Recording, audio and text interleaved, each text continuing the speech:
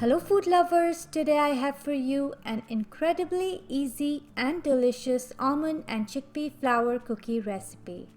Now this is grain free and vegan, and the best part is it is one cookie dough recipe with endless variations. So let's get started.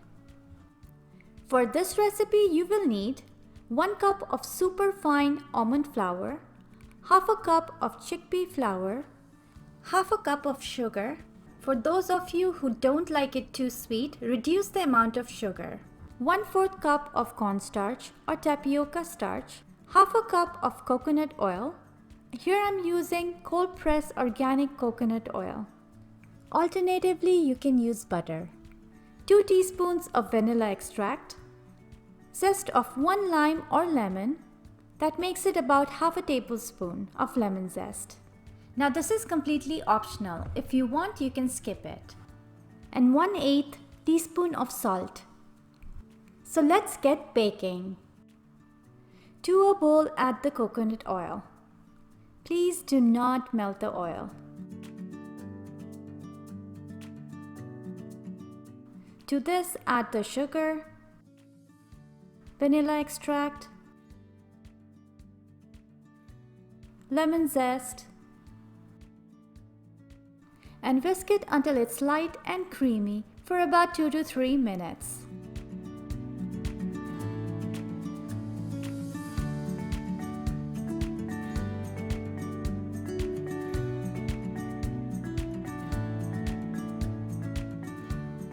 If you notice, it looks much whiter than before, and of course lighter. Now rest a sieve on top of the bowl. Add the almond flour, chickpea flour, cornstarch, and salt. And mix it together with a spatula so it sifts out the bottom.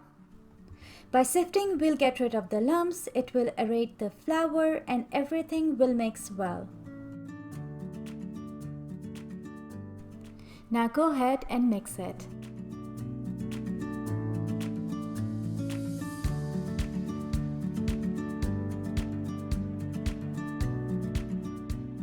Once it's roughly mixed, knead it with your hands for about 2 to 3 times only. I repeat, only knead it for about 2 to 3 times. Otherwise the dough will get really hard and difficult to work with.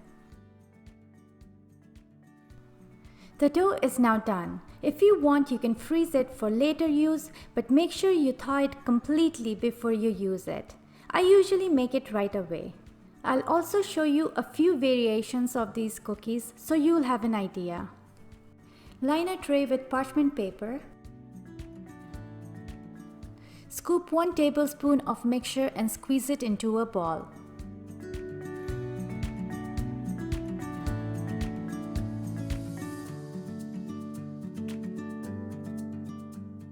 And then roll it in between your palms to get a smooth surface. And then press it gently with your fingers to shape it. I have kept the thickness of the cookies about half an inch. In the same way, shape the rest of the cookies.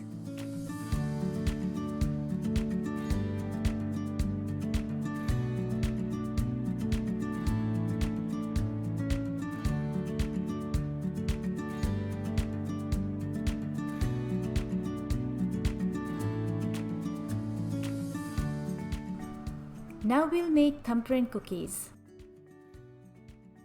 Once again, scoop 1 tablespoon of mixture and squeeze it into a ball.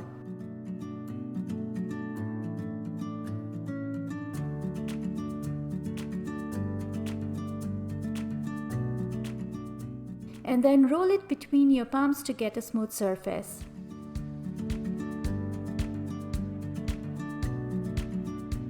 Press it very lightly. We still want to maintain the round shape. In the same way, shape the rest of the cookies.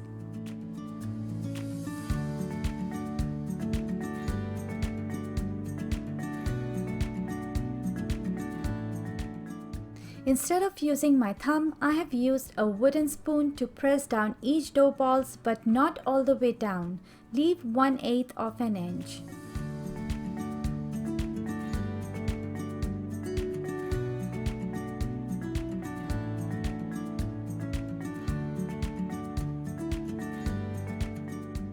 When pressing, be cautious and gentle and don't rush it like I did here, otherwise you will end up with a bunch of cracks.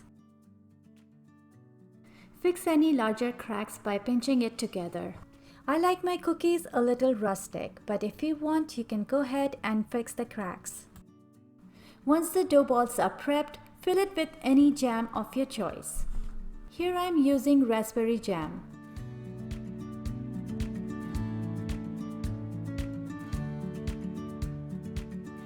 If you happen to spill some of the jam, just like I did here, don't worry about it. We can always clean it up after.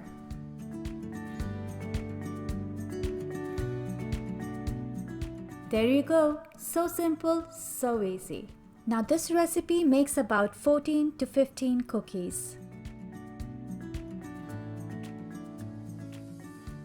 Alright, last one. To one batch, I'll add half a cup of chocolate chips. To the other batch, I'll add half a cup of crushed cashew nuts. You can use pistachios, you can use macadamia nuts, or any nuts of your choice. Once mixed well, shape the dough.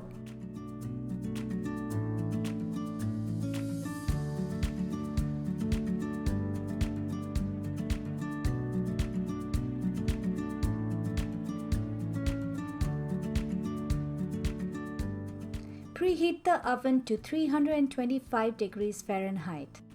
Once the oven is heated, bake it for 23 to 25 minutes. Now every oven is different, so keep an eye on those cookies. It took me total 25 minutes to bake these cookies in my oven. Once done, remove it from the oven and let it rest for 2 to 3 minutes. And then transfer it to the wire rack right after. You don't want the cookies to be sitting on the tray for too long, otherwise it will collect moisture at the bottom and will get soggy. Let it cool completely before you serve. These cookies are quite light in color after baking, but don't worry, they are cooked. And unlike the top, the bottom will be golden brown. And if you break one open, it would look something like this. All done and ready to eat. So guys, you can get really creative with it and decorate it as you like. Enjoy! For the list of ingredients, please see the description box below. If you like this recipe, please share it with your friends and family. And don't forget to subscribe.